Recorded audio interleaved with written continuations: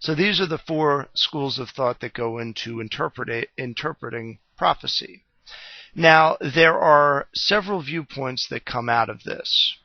And the first one that I'm going to discuss is what is known as the premillennial viewpoint of eschatology. And the premillennialist viewpoint ties in to the view of the end times and the last judgment and the millennium itself, the millennium being a 1,000-year period. Now, premillennialism falls into a number of different categories, but I'm going to focus, there's a rapture that occurs before the time of great tribulation or great chaos. There's one that occurs in the midst of it, and there's one that occurs after it. Ultimately, I think that these three particular viewpoints are largely insignificant because the general main point of premillennialism is the idea of a millennial rapture, or a rising up or a taking away of certain of the believers that are in the church, and thus you have the famed Left Behind series, which is a view of eschatology that I do not subscribe to. The long and short of it is this: premillennialism posits that there will be a tribulation, and there will be a rapture or a taking away of all believers from the earth. And after that period, there will be 1,000 years of Christ's reign on earth, and that Jesus Christ will come again in the flesh and reign over the earth for 1,000 years.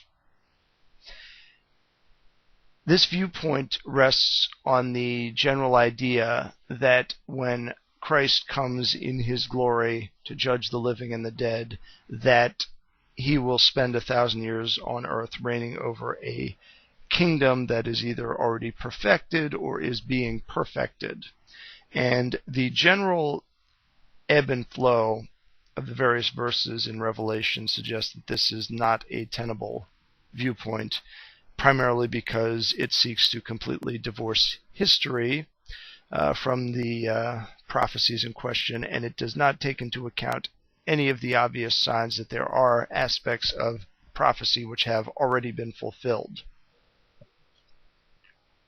The other viewpoint tied in with premillennialism is the historic premillennialist viewpoint. And I'm just going to lay out the three chief differences among these, because historic premillennialists are very different from the rapture premillennialists, or I'll call them the dispensational premillennialists. And I'll lay out the differences right now, because dispensationalism is the form of premillennialism that is most common amongst fundamentalists and so-called mainline evangelicals.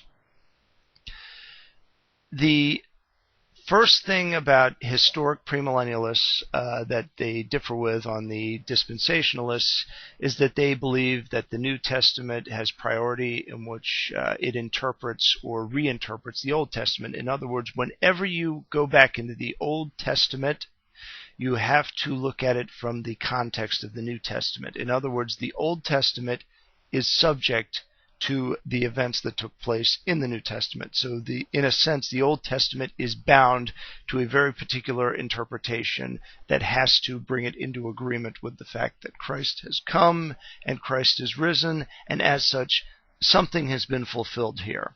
And as a result, there is a distinction between the Old Testament nation of Israel, which according to historic premillennialists and to the other schools that I'm going to get to later, was abrogated, and that any return of the nation of Israel must be subsumed within Christianity, which is the new Israel, according to historic premillennialists and everyone else, except for dispensationalists. Dispensationalists believe that the old covenant that Yahweh has with Israel is still in effect, and therefore Israel has its old privileges of doing what it likes and saying that they have God's sanction to do it, because according to the Old Testament, and this is something that most educated Christians will admit, the nation of Israel was a de facto theocracy in the sense that God himself was ruler of Israel, and he ruled primarily at first through the law, and then later when they demanded a king, he ruled directly through the king. And it was through the king that the entire nation was judged. And as such, you get specific commands that were time particular for Israel to do certain things that a lot of people consider morally reprehensible. Now, the reason why I accept the Old Testament, in spite of the fact that there are things in there that I myself would not support, why I view it as a valid and a righteous document, is because of the positive law aspect of how God ties into it, and also the fact that these particular national privileges which Israel enjoyed were abrogated at the coming of Christ. The nation of Israel was specifically created to be a witness for the coming of Christ, and it was preordained that once this had occurred, that the nation of Israel would be abrogated and subsumed under the universal faith of Christianity, and that the faith which had been enjoyed by the Hebrews alone would now be spread across all the four corners of the earth, so to speak. Dispensationalists deny this viewpoint utterly. They argue that Israel is still under their old specific privilege status, and thus they can do what they like and they have divine sanction for it. I obviously do not agree with this viewpoint. And as such, between historic premillennialists, which subject the Old Testament to the events of the New Testament, you have a school of thought which is more common in mainline Protestant churches, particularly Lutheran and Presbyterian churches, which dissents against the rabid pro-Israel viewpoint that most dispensationalists have. And most other views of eschatology follow a similar rule. First, postmillennialism. Postmillennialism, which is the viewpoint that I myself have accepted, does not believe in a premillennial appearance of Christ. In other words, Jesus Christ does not come in the flesh during the 1,000-year period that is as described in the millennium. The postmillennial position is that the millennium began at the inauguration of Christ's kingdom reign, when he ascends to his heavenly throne, and happens not as a result of the coming of Christ, but as the global population converts to Christianity as a result of evangelization. What this means is that there is a contingency that's set up for when the millennium occurs, and it coincides with when evangelization has reached the point where the majority of the world has been converted, so to speak.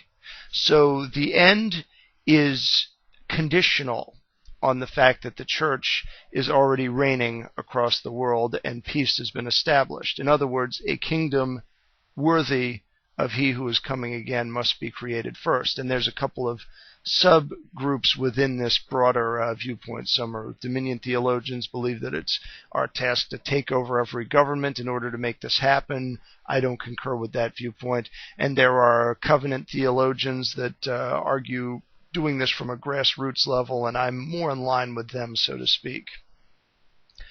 But the age of peace is still a progressing work of divine grace, but without the visible presence of Christ to take the place of an earthly ruler, and that Christ will appear at the end of the millennium to lead his people into the heavenly city or the New Jerusalem.